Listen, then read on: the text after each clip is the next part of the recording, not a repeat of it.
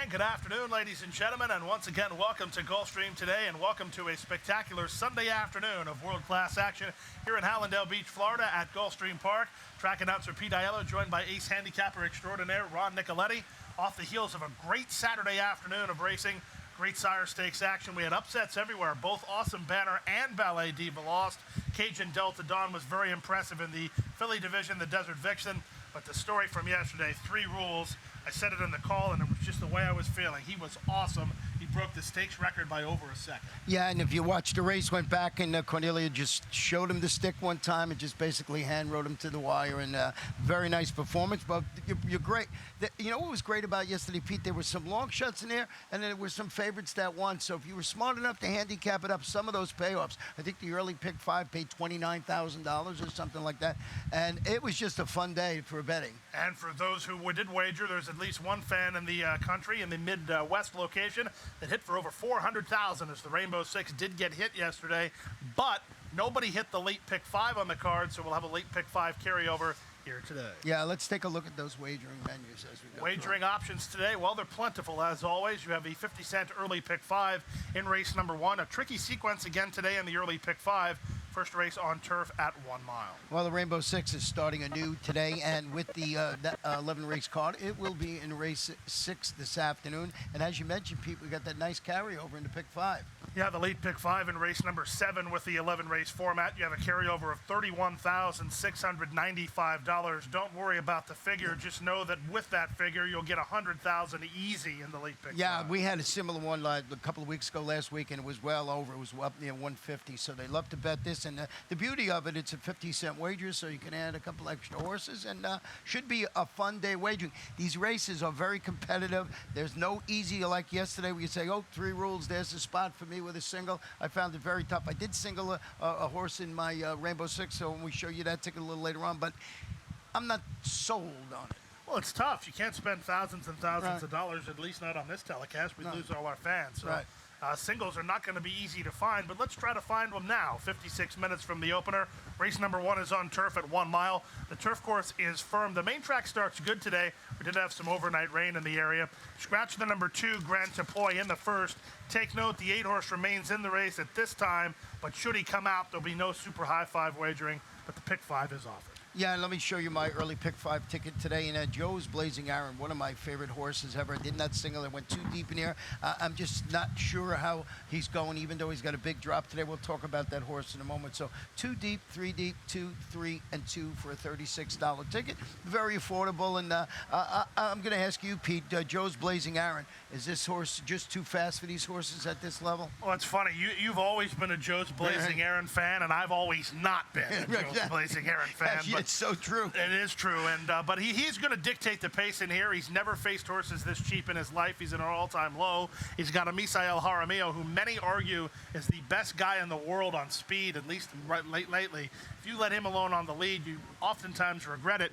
And I just don't think they're going to have any options if you're another horse in here. You can't go with Joe's Blazing Aaron. No, you can't go with him early. And you mentioned Misael, and he's great on that because he'll put you to sleep on the front end and then just take off in there. But I wasn't totally sold, and I used to pick this horse when it was in stakes. It's won over $450,000. But I did use the number 3 stock. I'll tell you, listed as a gelding. He's dropping to this level. And, you know, after rating behind the pace, finishing 6th, that was against 30,000 claimers at the distance. He does his best running from off the pace and could be there to reap the spoils if something happens to Joe's Blazing Arrow, like it's hooked by somebody in the race or just not up to the task on the big drop. I'm leading to the former more than the latter, that Joe's Blazing Arrow is just going to go. Well, 47 seconds for the opening half mile, going 7.5 last time. That should be within the scope of Joe's Blazing Aaron. Not only did he back up, he backed up pretty bad. So you do have to ask yourself, can he return to his winning ways? And do so at a short price.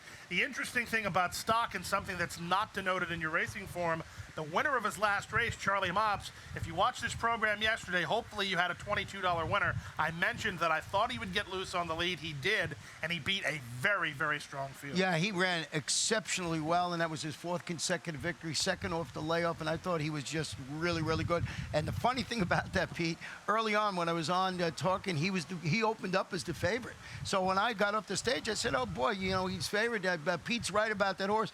Then he pays 10 to 1. Yeah, $22 on number 4 Charlie Mops yesterday. He beat stock 4 lengths.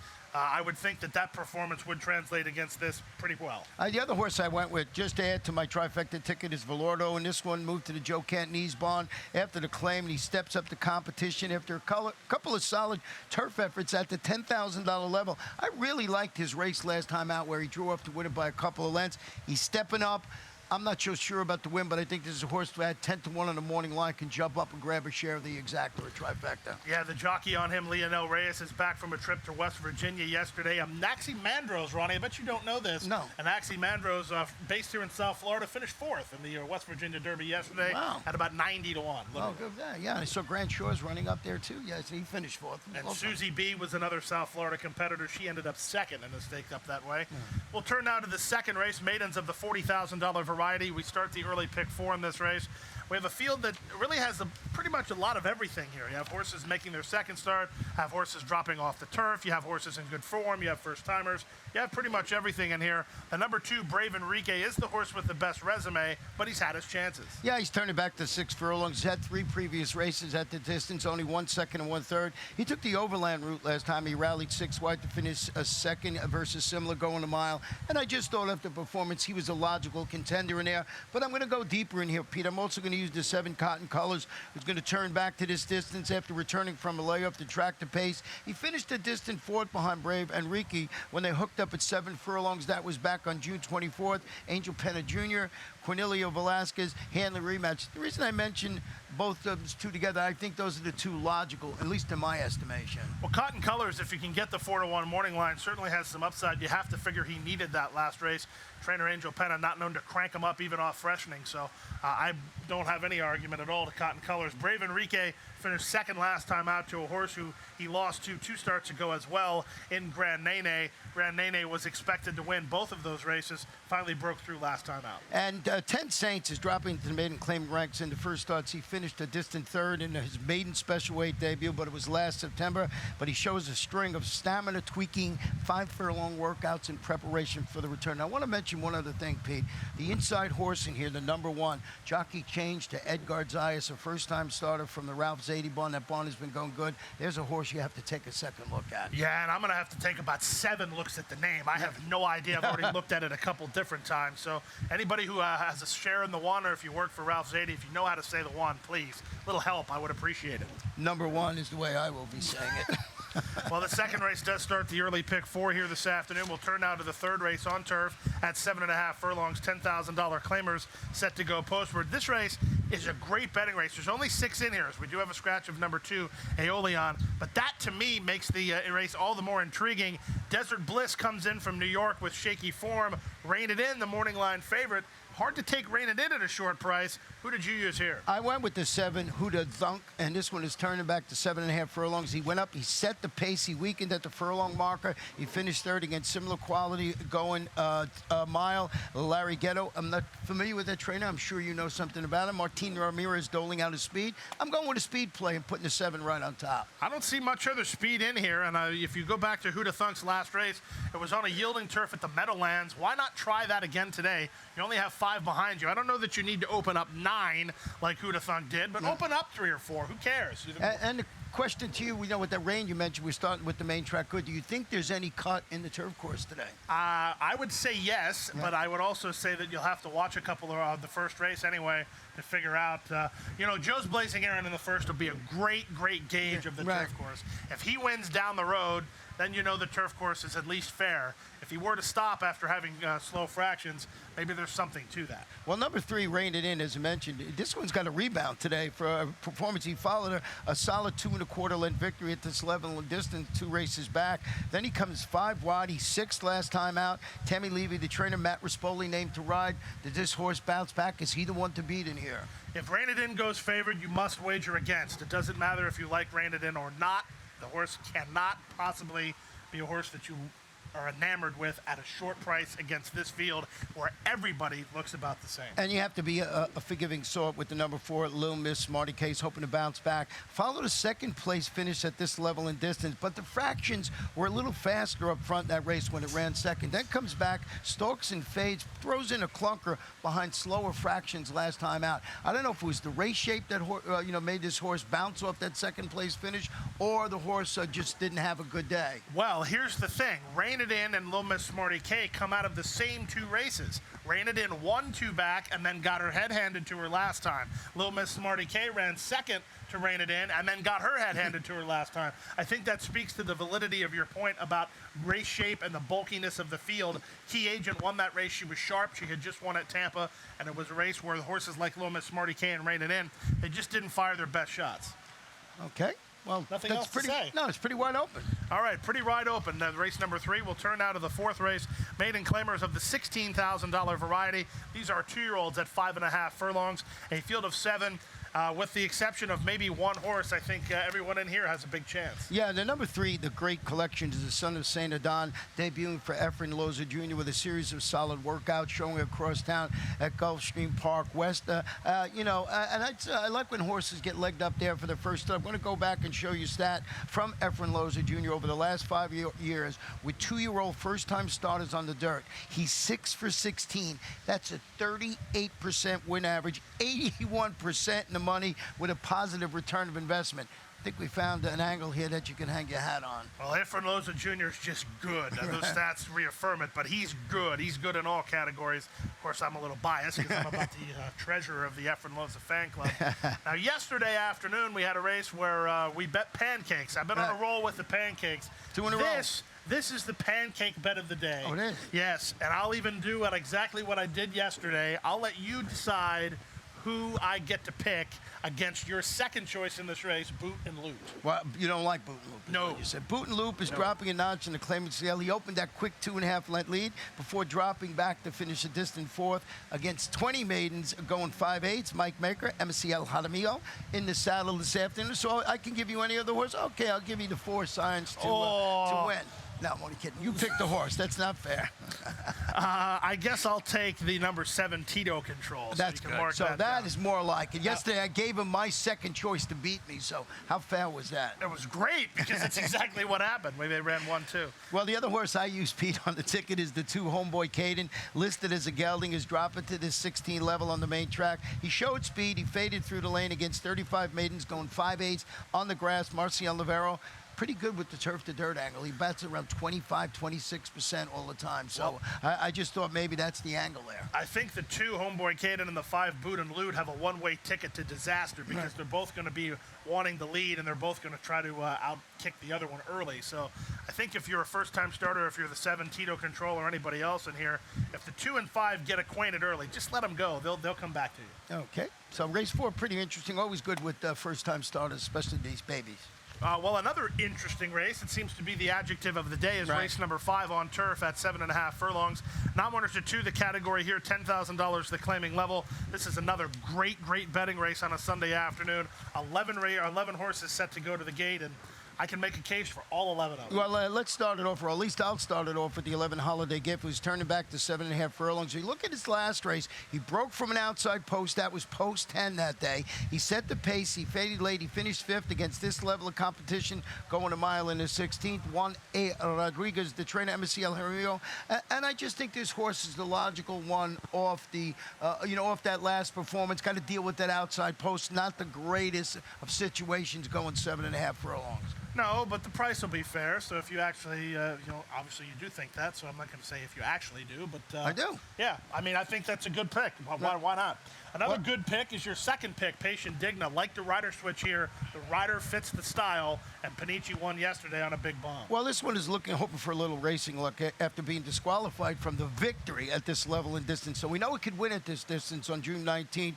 Then having to go back, and I'm going to show you what happened to this horse last time out nearing the quarter pole, and I had to go for the head-on because if you look at the pan shot, you don't really see it. Number 4, Patient Digna, you'll see as they come here, and he just gets bopped out of the way there, and it looked thought before that, Pete, that the horse was making some kind of run in there. And I thought the horse just, that the race was over right then for him. So a little bit of hard luck. Disqualified from the victory 2 back. Got bopped out, turned it for home. And if you go earlier back in that race, the horse is making a steady charge up. I remember this race. That's why you saw when we came off the replay there, I'm staring at the screen still because I wanted to remember the race. That incident was Be Sure Lisa, who almost fell, was in a perfect spot, but was too close to the horse behind her, clipped heels bad, and then banged into Patient Digna. Yeah. So that was definitely a good backtrack to show. Yeah, so Patient Digna on my ticket there, and Pete and I are in agreement that the one had trouble last time out, and then it closed with Poison Art. And I think this one, in my estimation, is going to take the lion's share of the betting action. She drops to the $10,000 level. She stretches out to 7.5. She faced better in back-to-back starts at 5 furlongs. Yeah, she did, but if you're right, I think you probably are, and she goes favored. She's being asked to do something that she's never done before. Her win was going short. She has never won going around a ground. Yeah, and, maybe one of these goes up and, tries and set the pace and holds on for a share, the rolling super high fives. And as Pete mentioned, what a great betting race because there's 11 runners in this field. Yeah, and 5 cruising is my official upset the apple cart pick of the day. I don't know that she can win, but she'll be a big number, and I think she's sitting on a better race here today. Mark that down. You heard it here first. Well, we'll take a brief timeout. When we come back, more great racing action, including the Rainbow Six, right after this.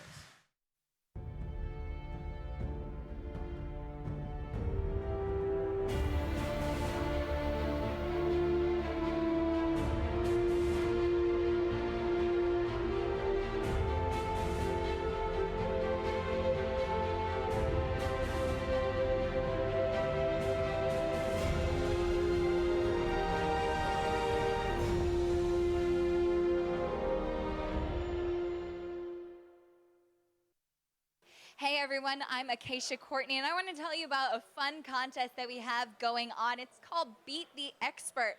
Every Friday, if you're able to pick more winners than me or my co-host Ron Nicoletti, then you will have the chance to win a free polo shirt that says that you beat the expert. Go to facebook.com/GulfstreamPark to enter and use hashtag #BeatTheExpert to let us know that you're playing. Bring it on. And we're back now with a preview of race number 6 on the program. The 6th race does start the 20-cent Rainbow Six here this afternoon. If you're just joining us, over 400,000 was won on the Rainbow Six yesterday. One winner out of a Midwest venue that shall remain nameless. Well, shall remain nameless, but what a good handicapper to pull that down because we had a couple of $50 horses in no sequence there, so did an excellent job. And we start anew today. Let's show you my ticket. And we're going to go here. We'll go 3 deep, 2, 2, 2, 2, and 4 for a $38.40 ticket. And I used the 3, 5, and 8 in here. And the 5 being my top pick. The number 5, Scrap the Mandate, a horse I know you have some interest in. Yeah, let's show you Scrap the Mandate's last race, although I don't know how much of it we'll actually be able to see other than the fact that the horse is rolling. There's Scrap the Mandate down inside, and that's what, 6th? Right. It looks like Peggy's Music Maker is going to be a clear second. That's the horse on the far outside in the yellow. Scrap the Mandate is behind horses, but then gets put into the clear, and now watch this, explodes late, and Scrap the Mandate's going to get up to be second behind a very, very easy winner, but Scrap the Mandate galloped out really, really well in that race. Yeah, and he galloped out, and that's after the wire, if you're not, with the term of galloped out after the race. So a horse like that, I want to show you a stat on Scrap the Mandate about Dave Brady, the trainer. Over 5 years, 2-year-olds, second career starts on the dirt. He's 6 for 35, 17%. 46% of the time he's in the money, only $1.21 ROI. So, he can win him. It's that way. I like the horse, too. I mean, I have him on top. I just thought I'd, throw out that stat so people can make a decision. Well, I think the thing about this race is it's at 7 furlongs, which is something that nobody's ever done before. So a lot of times, even, handicappers that have been betting races a long time like you and I, we get tricked into the trap of, oh, look, they close a lot of ground at a shorter distance. They'll like it at a longer distance. And sometimes that's the case, sometimes it's not. But in this particular case, I think it is going to be the case just because Scrap the Mandate galloped out so well. The horse I used in second in here, as you saw in my Rainbow Six ticket, the 3, Tonina, is a daughter of Pioneer of the Nile, so should be able to handle the distance, stretching out to the distance Pete was just talking about, 7/8 of a mile.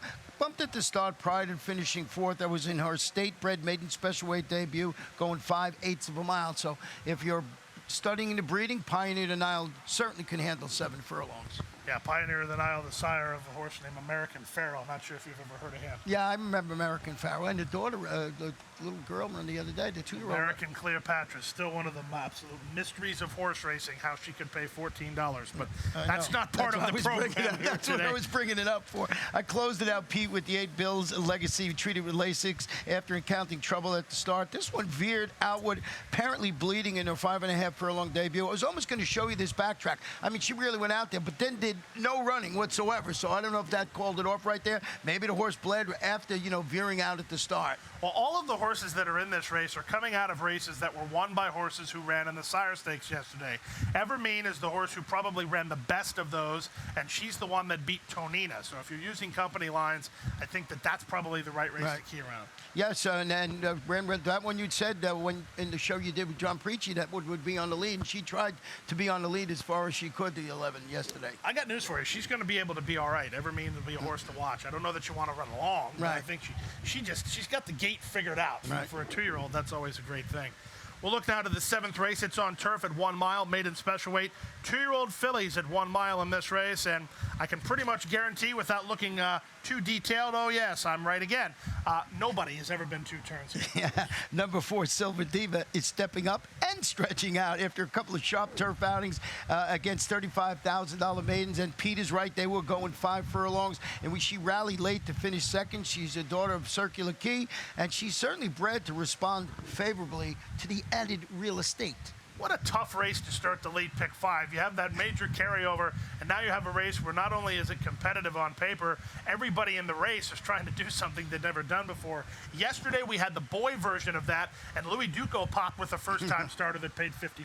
Yeah, and another horse on 9, Bella Vincenzo, who I believe is the morning line favorite, stretching out to a mile after breaking from the outside post 10, getting pushed out wide. I'm going to go back and show you this performance here. And I thought this horse was pretty game. We're going to pick it up in the stretch. And you'll see Bella Vincenza making a move now and just gets, pushed out wide here in the stretch run and just gets knocked to the side. It actually showed more on it. And again, she gets pushed out. Still managed to finish second. Was that enough, Pete, to win Peter to make the 5 just draw off like that? The horse who won it, Southern Sis, came back to run in the Sire Stakes yesterday, took a lot of money and didn't run any good. But I don't know that you can hold that against Southern Sis because she'd never been on the main track. That was a nice performance there, and Bella Vincenza certainly has the license to improve. She seems like she is improving. The question is, it's the same question for everybody. Does she want 2 turns? Yeah, she got pushed out a couple of times, and, I don't know if she still catches the 5, but certainly maybe is closer in that race. I closed it out with the 2 My Sister Sledge. Makes it a trio, trying a mile for the first time now, Pete,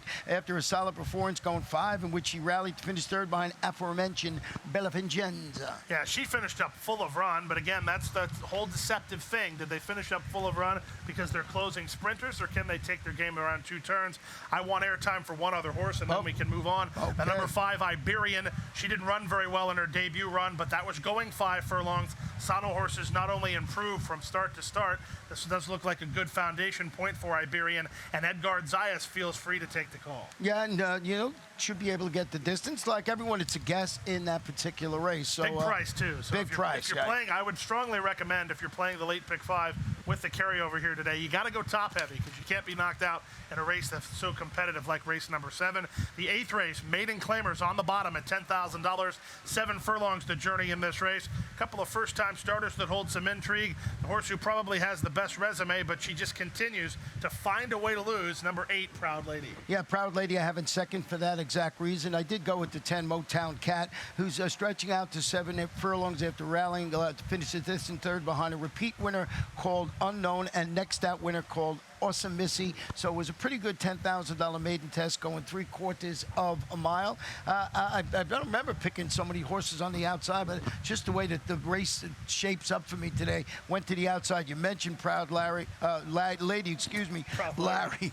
I was thinking of Larry, I guess. Proud Lady moved to Marcial Navarro on V to claim, cuts back to 7/8, responded to the drop, 2nd as the favorite, going to 1 turn mile. You want to say hello to Larry? I'm No, sure no, he's no, watching. not even that Larry, just Lady, Larry, Well, Proud Lady is making a barn switch here today. That very well could be the the final push over the top, so to speak, to get her that elusive first victory. She certainly will have no excuse again here today. From a resume standpoint, she's strictly the one to beat. Close it out with the 7. Tootha Bell is cutting back to a sprint distance, responded to the addition of blinkers, ran an improved second against this caliber, going 1 mile and 1:16. I was impressed by Tootha Bell's last race. She took a licking and then was hooked at the top of the stretch by a heavy favorite in Pasador, who was supposed to draw away by a lot more than 2. Tootha Bell hung around for a major share of that race. I don't know about the cutback, but I like the improvement she showed. And she was a big price last time out. She was like 34 to 1 or something like that. Kabisky's got a first-time starter in here that we would be remiss if we didn't at least mention, Twin Stars. Not sure why she's debuting at this level. I would probably imagine that she needs to, if you know what I mean. Right. But at the same time, with the question marks on the favorites, maybe she's one to include. Yeah, she's getting Lasix for her debut. Why not jump up and win it? That's with, like you said, a tough sequence this late pick 5. Well, let's continue on with it with race number 9 on turf at a mile or 7.5 furlongs. Maiden claimers of the $12,500 variety. This is another race that's really, really tough. You have horses that are improving, like number 5 Starship Carnegie, who would probably be the way I would go. And then you have horses that have already ran winning races and not got the win in Saratoga Ransom. Yeah, this one is a candidate, I believe, to rebound and followed a couple of well-meant second-place finishes that was during May and June. Comes back, stalks the pace and fades. That was going a mile in the 16th last time out. I think the turn back to 7.5 furlongs is a positive move for this horse. Well, I think the 2 horses that are going to take all the money, and if you are trying to pare down your pick 5s, are probably the 2 that you just need to work around and hope you can get one of them to win it. The other one being the 5 Starship Carnegie.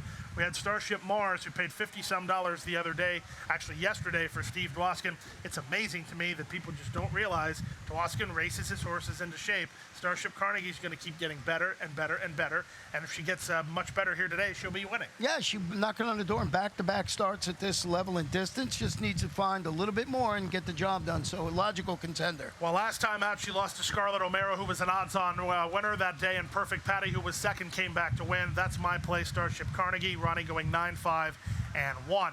Yeah, Lake of the Isles back in South Florida, shipped up to Tampa, set the pace, got beat a neck against 16 maidens.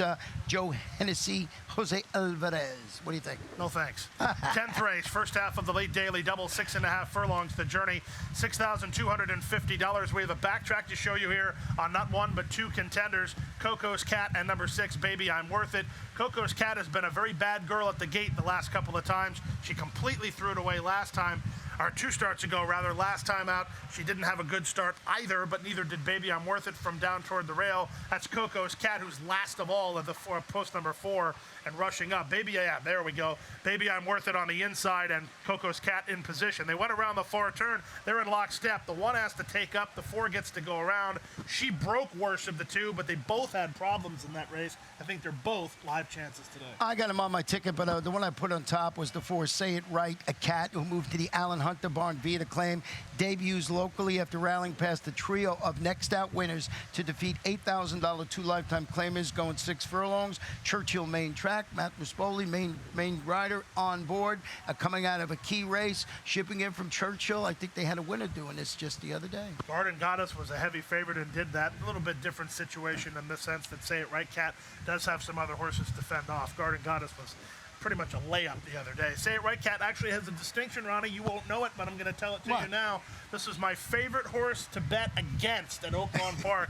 She took tons of money every time. And I'm shocked not why. Let's go to the last, will you? 11th race, non-winners are 2, the category, $10,000, the claiming level, and we close it with a tough race. A field of 12 signed on in here, and in this race, the 4-1 second choice on the morning line is taking a huge tumble in class and hasn't been seen in over a year.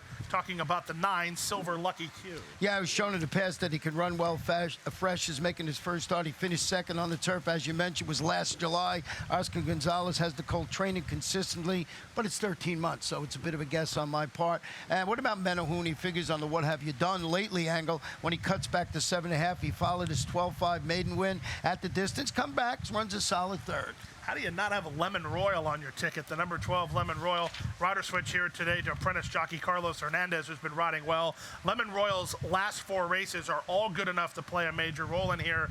Race 2 back behind Gulfstream, who came back to win and then lost to Valorado and Hadron. Horse has been keeping good company and in good form. The post is no bargain, but definitely a must-use. He was my 4th pick. I only go 3 deep. You see the 4 right there. So I'm in agreement with you. Famoso cutting back slightly, rallied to finish 3rd against this caliber opposition. Horacio Babaran with Cornelio Velasquez. Yeah, big rider switch here to Cornelio on Famoso. This race, 4-1 morning line favorite. I don't envy our morning line maker in this race. Who knows how this race will be bet, and candidly, who knows how it's going to play out either. Well, that's why we got this huge, nice carryover starting into pick 5. And as you mentioned, it's going to be well over 100,000. Not an easy sequence. Going to be a fun thing to play. It's such a tough sequence. I'm not saying it's going to happen, but it may be happen. We might have a double carryover. It's that tricky. Double carryover. That would be amazing. We'd be up in the $250,000 mark then.